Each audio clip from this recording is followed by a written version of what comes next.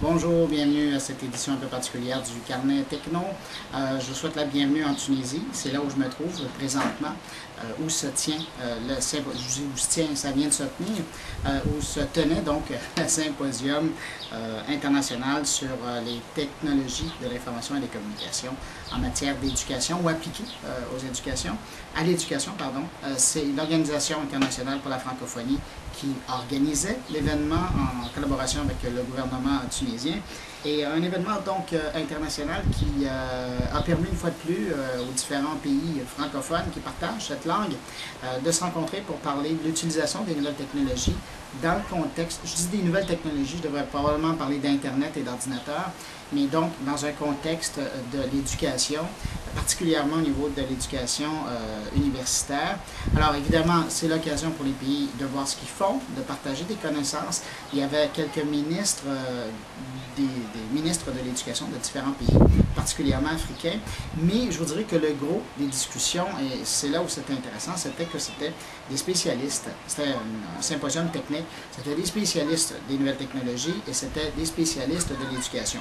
Alors, vous comprendrez que moi, j'étais plus du côté des spécialistes des technologies. Et donc, c'était l'occasion de partager cette information, de voir comment ça se fait dans différents pays, et puis de voir s'il n'y a pas des terrains communs. Alors ça, c'est une chose. D'autre côté, il y a le volet politique, évidemment, puisqu'il y a l'Organisation internationale de la francophonie. Il y a une déclaration qui a été écrite suite à ces 2 jours de travail. Et donc, évidemment, à l'intérieur de ça, on retrouve, j'allais dire des vieux pieux, hein, c'est-à-dire que de encore revoir qu'est-ce qui peut se faire ensemble. Mais particulièrement, et ça, je pense que c'est important, c'est une déclaration qui rappelle que l'utilisation des nouvelles technologies, c'est primordial maintenant dans le contexte de l'éducation. Alors ça, c'est la bonne chose. L'autre affaire dont je voulais vous parler, c'est évidemment les rencontres, les choses que j'ai vues ici, particulièrement l'Université virtuelle de Tunis. Ça, c'est fascinant. 403 cours universitaires sont offerts par cette institution qui est là depuis 2002.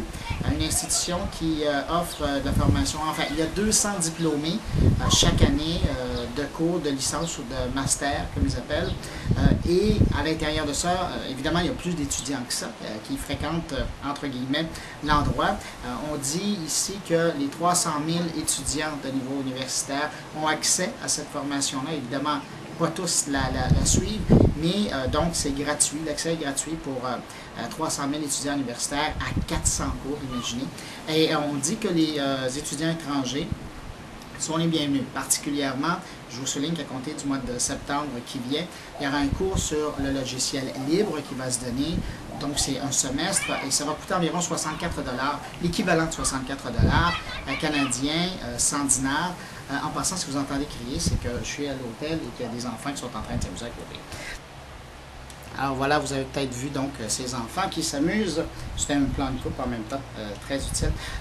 Je vous parlais donc de ces rencontres. Il y a une rencontre, entre autres, que j'ai eue avec le grand patron de l'agence universitaire francophone, qui m'a raconté que c'est une chose d'avoir des centres de services, des centres de connaissances un peu partout dans les pays francophones émergents.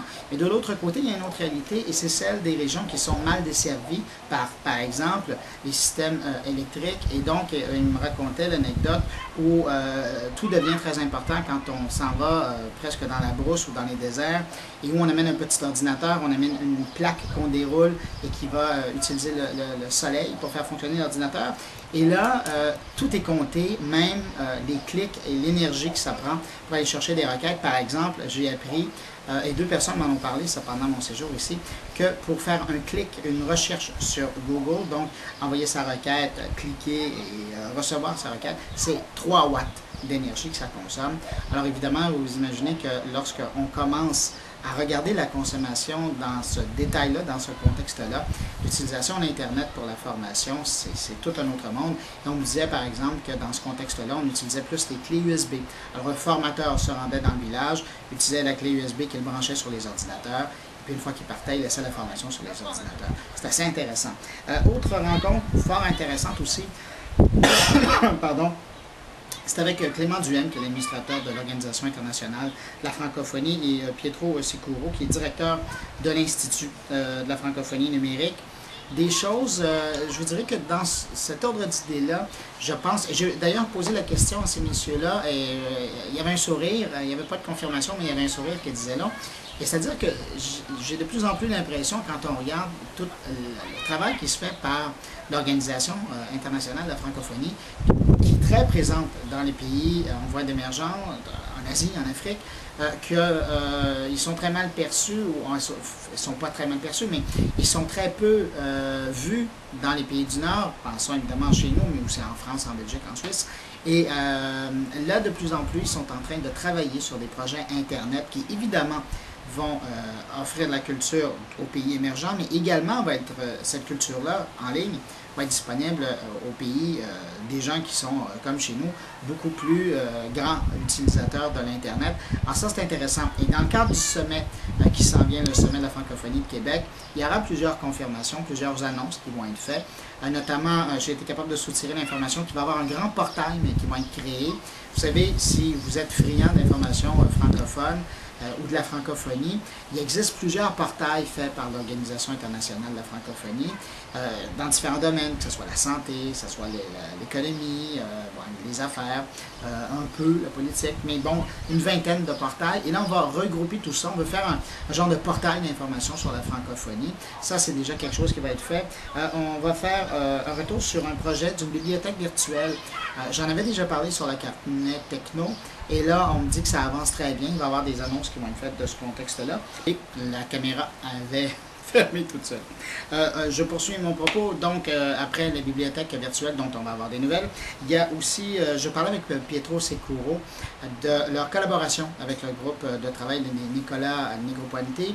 Vous savez, c'est celui qui, enfin, l'initiateur, si vous voulez, de ce fameux ordinateur portatif à 100 $, qui évidemment coûte plus cher que 100 $ maintenant, on le sait. Mais donc, les gens de l'Organisation internationale de la francophonie travaillent avec lui, son équipe, pour s'assurer ou enfin pour les sensibiliser au fait qu'il n'y a pas que des anglophones sur cette planète, parce que si vous avez vu l'appareil, vous avez vu que le clavier QWERTY, il est bien beau, sauf qu'il est uniquement en langue anglaise. Il n'y a pas d'accent là-dessus, et si vous êtes habitué avec un clavier canadien-français, entre guillemets, ou un clavier français, vous allez avoir des problèmes avec ça, parce que, évidemment, bon, le clavier n'est pas le même, on ne peut pas écrire en français, il n'y a pas d'accent sur ce clavier-là, puis les logiciels non plus ne sont pas conçus pour la langue française. Ça, c'est un exemple, mais M. Securo me disait, par exemple, il n'y a pas que le français, par exemple, le Wolof en Afrique, c'est parlé au Sénégal, et dans ce contexte-là, ce serait intéressant que cet appareil-là, puisqu'il va au Sénégal, pourrait être utilisé au Sénégal, pourrait être disponible en version Wolof. Même chose du côté d'Haïti. Haïti est supposé recevoir des appareils de ce petit ordinateur-là. Qu'est-ce qu'on apprend? Bon, ben, le créole n'est pas supporté là-dessus, le français non plus. Alors, il y a des choses à faire, et donc les gens de l'Organisation internationale de la francophonie travaillent avec eux. Et puis, je terminerai peut-être en revenant sur une visite que j'ai faite dans l'une des... il y a une douzaine de technopoles en Tunisie. Il y en a une, bon, qui est à Tunis, je pense qu'il y en a deux même. Puis j'ai rencontré un des grands patrons de Telnet. Telnet, ça vous rappelle peut-être quelque chose si vous êtes dans l'informatique, cette façon de se brancher à un ordinateur, mais ça n'a rien à voir. C'était beaucoup plus des télécommunications network à l'époque, mais c'est ramené à Telnet. Et donc, c'est une entreprise tunisienne et qui travaille beaucoup avec des entreprises européennes, américaines. Mais ce qui est intéressant, c'est que je ne peux pas vous donner de nom d'entreprise parce que les clients de cette entreprise-là ne tiennent pas nécessairement à faire savoir à leur clientèle donc que leurs produits sont fabriqués en Tunisie. Allez savoir pourquoi. Peut-être que parce que la main-d'œuvre coûte 50 % moins cher, et donc les projets arrivent peut-être à être faits à 50 % moins cher. Et donc, en les faisant faire ici, peut-être qu'on ne les fait pas faire nécessairement aux États-Unis pour les entreprises américaines ou en Europe pour les entreprises européennes. Bref, une entreprise qui travaille dans le domaine de la téléphonie, les logiciels qu'on trouve dans les téléphones, dans les systèmes de réseautage téléphonique, qui travaille dans la sécurité automobile, qui travaille dans la sécurité, et puis, donc, surtout dans le domaine du logiciel. Telnet, c'est une grosse firme d'ingénieurs, il y a 320 ingénieurs, et je leur demandais au niveau de la formation où ces gens-là avaient acquis leur information. Évidemment, bon, il y a de grandes écoles d'ingénierie en Tunisie, mais notamment, il y a certains de ces ingénieurs qui travaillent chez Telnet qui ont eu leur formation à la Polytechnique de Montréal, et ils en reviennent, ils sont très heureux, puis ils ont toujours un petit souvenir de Montréal. Alors, s'il y a des ingénieurs ou des étudiants de la Polytechnique qui m'écoutent aujourd'hui, ben, je les salue. Puis si vous êtes tunisien, encore plus, voilà, ça vient de chez vous. Mais j'avoue que ce que je trouvais intéressant, c'était le fait du tabou. Un peu comme si les gens faisaient faire leurs produits en Chine. Il n'y a pas de comparaison au niveau de la qualité, là. Mais si les fabricants faisaient leurs produits en Chine, mais ils ne voulaient pas nécessairement que leur clientèle qui les achète par la suite sache que c'est fait en Chine. Enfin voilà. Alors en ce qui me concerne, moi j'arrête ça ici, puisque demain matin, je vais aller prendre mon avion pour retourner à Montréal. Aussitôt que j'arrive, je mets la vidéo en ligne. Il y a une petite anecdote à vous raconter. Si vous ne le voyez pas vraiment, j'enregistre ça vendredi en fin de symposium. Mais si vous ne le voyez pas maintenant, c'est que d'une part, j'ai énormément de difficultés à me brancher, pas nécessairement sur Internet, mais sur le serveur de Radio-Canada. C'est pour ça que je n'ai pas fait de mise à jour du carnet pendant la semaine, parce que je n'arrive pas à me brancher. C'est impossible à partir d'ici. Et puis deuxièmement, ben, le portail YouTube est pas accessible de la Tunisie. Si vous essayez .com, oubliez ça, .fr, .ca, même UK, c'est impossible. Il y a des gens qui ont décidé que YouTube, ce n'était pas pour les Tunisiens. Alors, sur ce, je vous salue, et puis ben, je vous retrouve un petit peu plus tard en commentaire, ou en vidéo, ou en audio sur le carnet. Merci, au revoir.